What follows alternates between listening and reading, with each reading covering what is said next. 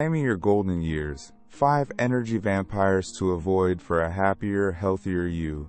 As we age, we learn that kindness isn't always the answer.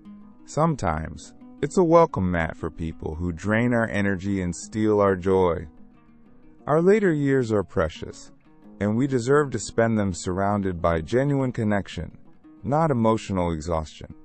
In this video, we'll discuss 5 types of energy vampires to avoid in your golden years so you can protect your peace and happiness.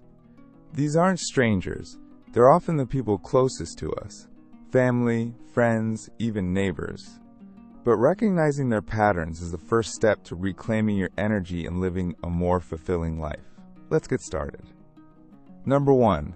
The emotional dump truck. These individuals treat you like their personal therapist, constantly unloading their problems without ever asking about your well-being. They monopolize conversations, leaving you feeling emotionally drained and unheard. Imagine Beatrice, 78, who loves spending time with her younger sister. Every phone call, every visit, turns into a marathon of the sister's complaints. Her job, her husband, her noisy neighbors. Beatrice listens patiently, offering advice and support, but the conversations are always one-sided. She rarely gets a chance to share her own joys or concerns, and she often finds herself feeling depleted after interacting with her sister.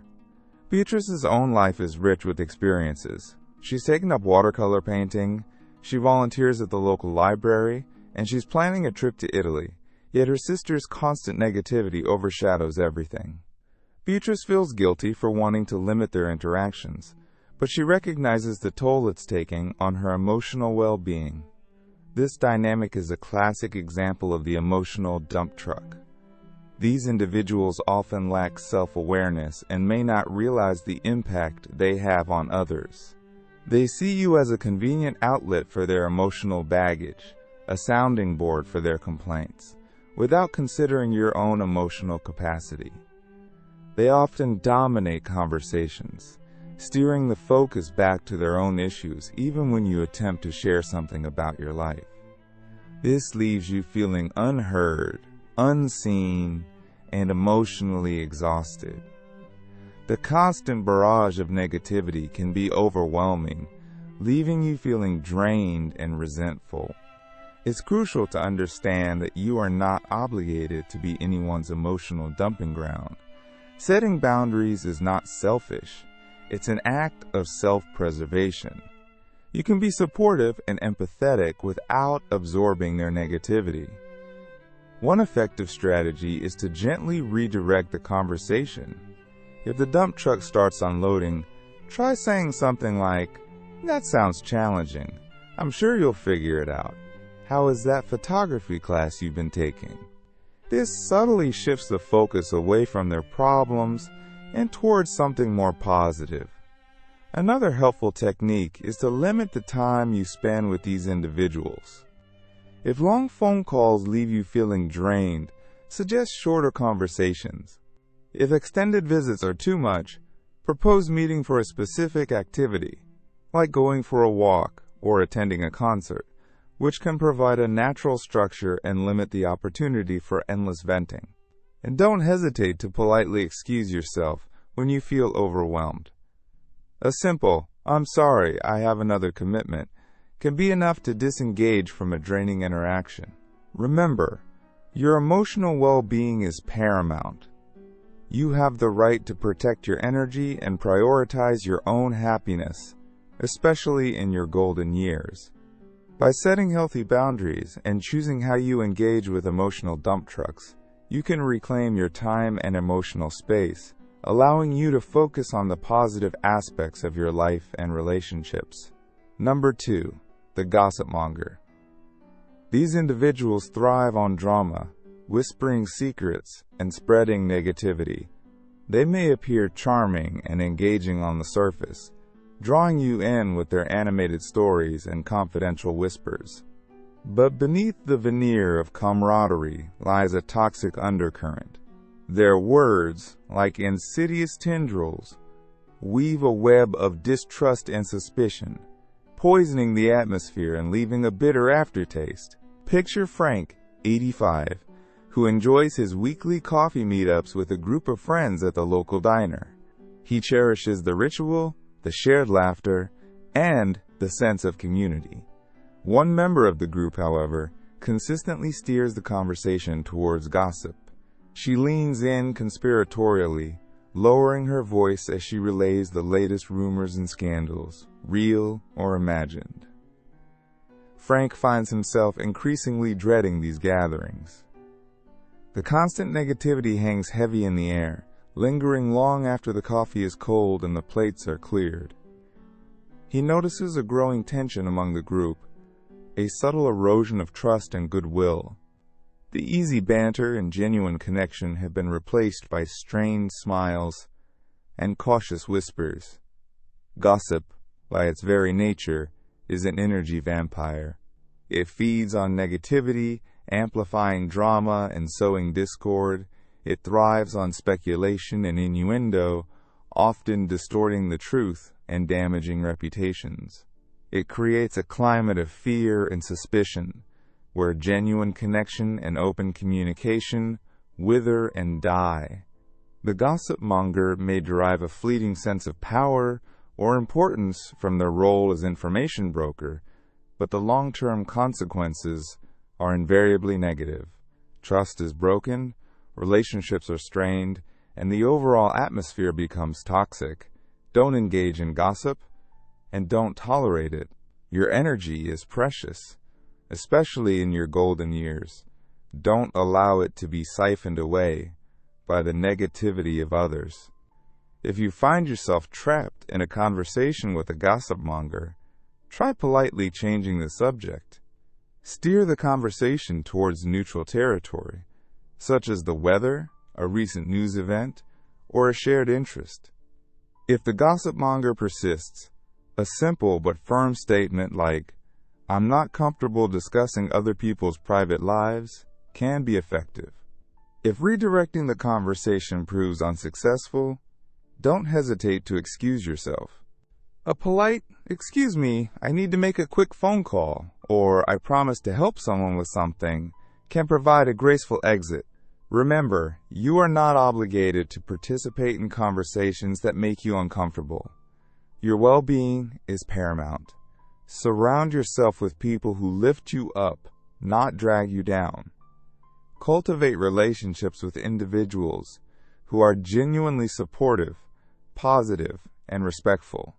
Seek out those who share your values and interests, and who contribute to a positive and uplifting environment.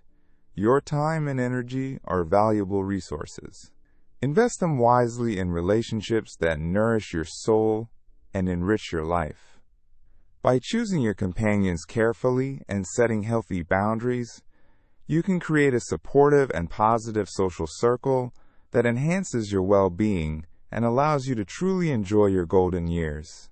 Number 3, the constant complainer. Nothing is ever good enough for these individuals. They find fault in everything, from the weather to the food, creating a cloud of negativity wherever they go.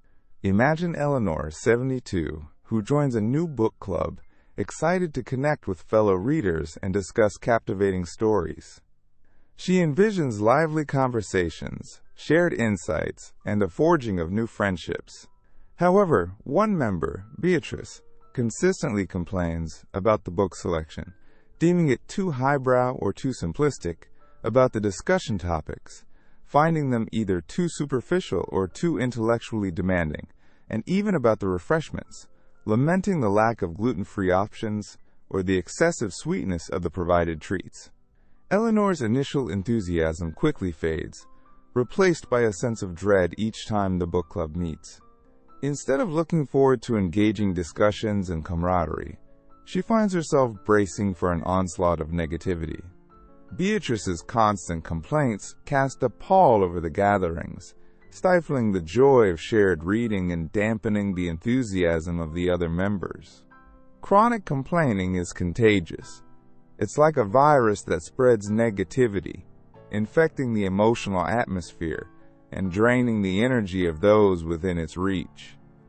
It can transform a pleasant gathering into an ordeal, a stimulating conversation into a tedious monologue of grievances. It's important to recognize the insidious nature of chronic complaining and protect yourself from its detrimental effects.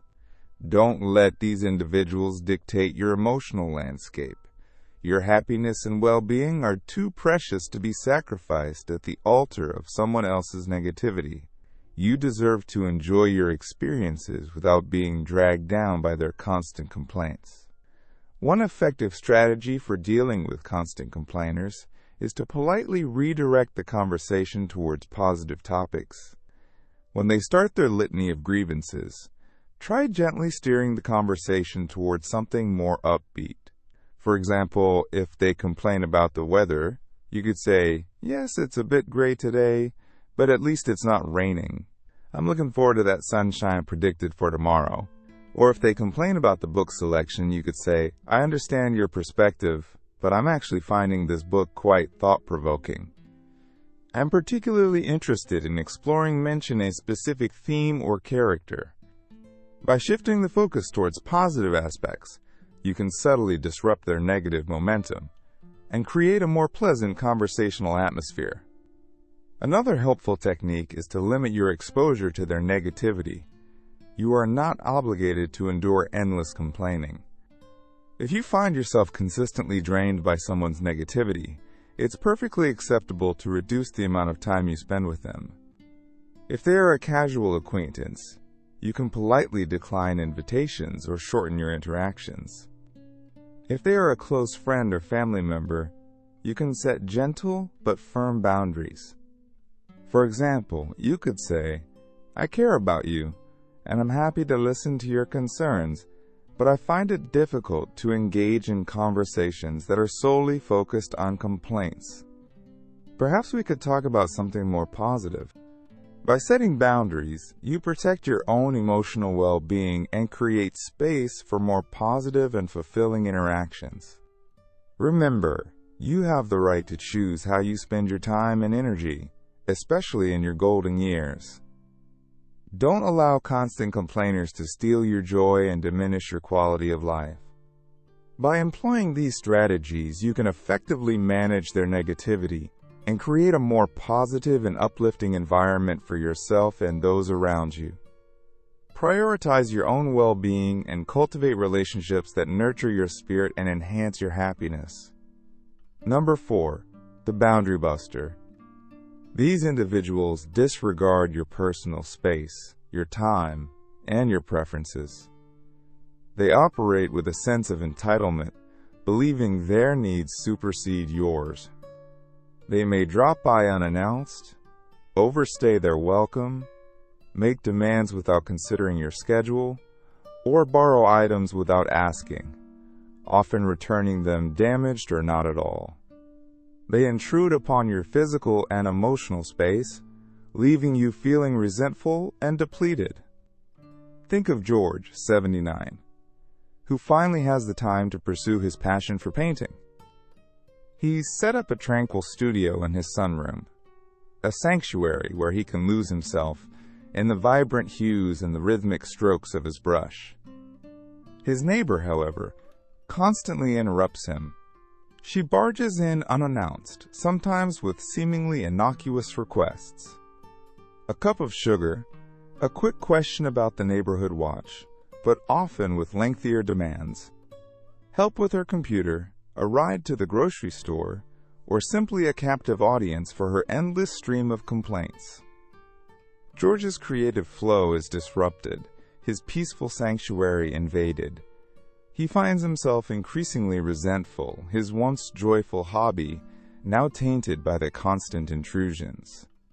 He hesitates to confront his neighbor, fearing he'll appear unkind or unneighborly, but the constant boundary violations are taking a toll on his well-being.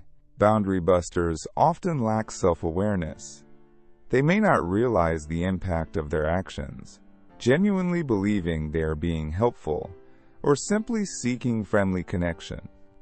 However, their disregard for your boundaries creates a power imbalance, leaving you feeling frustrated, resentful, and powerless.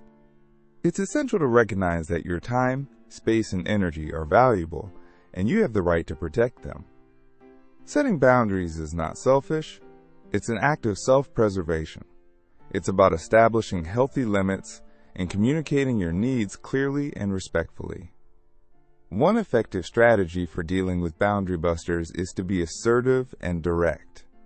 Politely but firmly communicate your limits.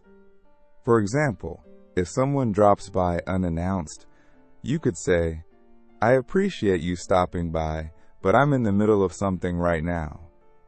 Could we schedule a time to get together later this week?" If someone consistently overstays their welcome, you could set a time limit at the beginning of the visit, saying, "I'm happy to chat for about an hour, but then I have another commitment." Or, if someone asks for a favor that you're not comfortable with, you can simply say, "I'm sorry, I'm not able to do that right now." Remember, you don't need to offer elaborate explanations or justifications. A simple, direct no is sufficient. Another helpful technique is to establish clear expectations up front. For example, if you prefer people to call before visiting, let them know. You could say, "I'm trying to be more organized with my time. Would you mind giving me a call before you drop by? That way, I can make sure I'm available." By setting clear expectations, you can prevent future boundary violations and create a more respectful dynamic. If someone consistently disrespects your boundaries, it might be time to reevaluate the relationship. You have the right to choose who you spend your time with, and you don't need to tolerate disrespectful behavior. It's perfectly acceptable to limit contact with someone who consistently violates your boundaries, even if they are a family member or close friend. Your emotional well-being is paramount, and you deserve to be surrounded by people who respect your limits and value your time and space. Protecting your boundaries is essential for maintaining your well-being, especially in your golden years. It's a crucial step in reclaiming your time and energy and creating a more fulfilling and peaceful life. Don't be afraid to assert yourself and prioritize your needs. By setting healthy boundaries and communicating them effectively, you can create a more respectful and supportive environment for yourself and enjoy the freedom and peace of mind that comes with having your personal space and time honored. Number 5. The Manipulator. These individuals are masters of emotional manipulation, using guilt, shame, and other tactics to control you and get their way. They are experts at pushing your emotional buttons, exploiting your vulnerabilities, and twisting situations to their advantage. They may play the victim, casting themselves as helpless and dependent, making you feel responsible for their happiness and well-being. They might exaggerate their problems, creating a sense of urgency and obligation, making you feel guilty if you don't immediately rush to their aid. They are adept at twisting your words, reinterpreting your intentions, and turning your own kindness against you. They excel at creating drama and conflict, often pitting people against each other, then positioning themselves as the peacemaker, gaining power and influence in the process. Imagine Martha, 81, who enjoys a close relationship with her daughter. Martha cherishes the bond they share, the shared memories, and the mutual support. However, her daughter often uses guilt trips to get what she wants, subtly manipulating Martha into complying with her demands, even when they're inconvenient, unreasonable, or detrimental to Martha's own well-being.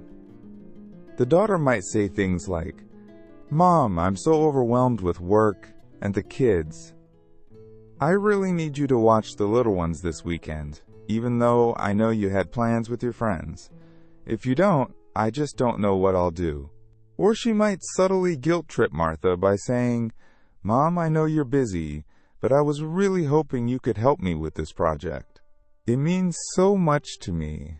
and I just don't think I can do it without you. I guess I'll just have to try and figure it out on my own, even though I'm already so stressed. These seemingly innocent requests are laced with an undercurrent of emotional manipulation, designed to make Martha feel obligated to comply. Martha, wanting to be a supportive mother and avoid disappointing her daughter, often finds herself sacrificing her own needs and desires to appease her daughter's demands. Recognizing and resisting manipulation is crucial for protecting your emotional health and well-being, especially in your golden years. Don't fall prey to guilt trips, emotional blackmail, or other manipulative tactics. These tactics are designed to erode your self-esteem, undermine your confidence, and control your decisions. They create a toxic dynamic where your needs are consistently overlooked and your energy is drained by the constant pressure to comply. It's essential to remember that you have the right to say no, to prioritize your own needs, and to protect your emotional boundaries. One effective strategy for dealing with manipulators is to set clear and firm boundaries. Communicate your limits clearly and respectfully, but don't waver. For example, if someone tries to guilt trip you into doing something you don't want to do, you could say, "I understand you're in a difficult situation, but I'm not able to help you with that right now." Perhaps you could explore other options. Don't apologize or offer lengthy explanations. A simple, direct no is often the most effective response. Another helpful technique is to avoid engaging in their manipulative games. Don't allow yourself to be drawn into arguments or debates. Manipulators are skilled at twisting words and distorting reality. They thrive on drama and conflict. By refusing to engage in their manipulative tactics, you deprive them of the power they crave. If they try to provoke you, remain calm and assertive. Restate your boundaries and disengage from the conversation. If someone consistently disrespects your boundaries and continues to manipulate you, it might be necessary to limit contact or even sever the relationship. This can be a difficult decision, especially if the manipulator is a family member or close friend. However, your emotional well-being is paramount. You deserve to be surrounded by people who respect you, value your opinions, and treat you with kindness and consideration. Don't allow manipulators to steal your joy and diminish your quality of life. By recognizing manipulative tactics, setting firm boundaries, and prioritizing your own well-being, you can reclaim your power and protect yourself from emotional manipulation. Your golden years are a time to cherish your freedom, pursue your passions, and enjoy the peace and tranquility you deserve. Don't allow manipulators to rob you of this precious time. Embrace your strength, assert your independence, and create a life filled with genuine connection, joy, and fulfillment. Your golden years are a time to prioritize your happiness and well-being. Don't allow energy vampires to drain your precious energy.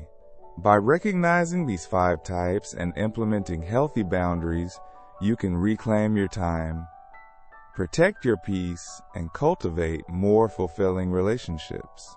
Remember, saying no to negativity is saying yes to yourself. Thank you for joining us today.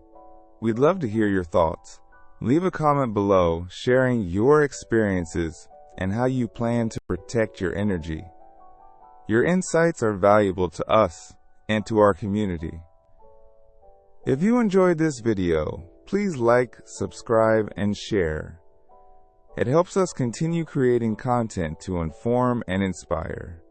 And don't forget to click the notification bell so you don't miss out on our latest tips for thriving in life after 60, all for free. Your support by liking, commenting, and subscribing helps us continue to bring you this valuable content. We'll see you in the next video.